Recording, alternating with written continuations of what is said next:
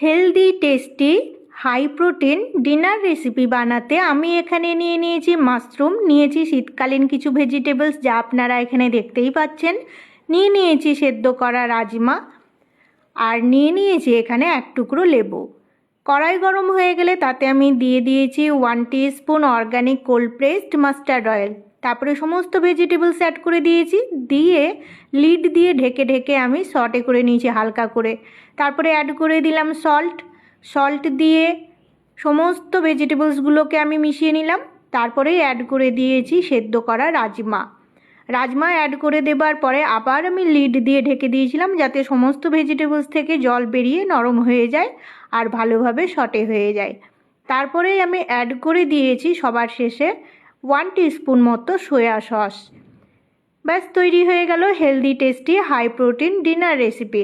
এবার আমি প্লেটিং করে দিয়েছি আর উপর দিয়ে ছড়িয়ে দিয়েছি লেবুর রস, কিশমিশ আর ভাঙা কাজুর টুকরো। এই ডিনার রেসিপি আমি এনজয় করেছি আমার ফ্যামিলির সাথে। এইভাবে আপনারাও তৈরি করে নেবেন আর এনজয় করবেন ফ্যামিলির সাথে। আমার এই রেসিপি ভালো লাগলে কমেন্টে জানিয়ে যাবেন, লাইক দেবেন আর শেয়ার করে দেবেন সমস্ত বন্ধুদের সাথে।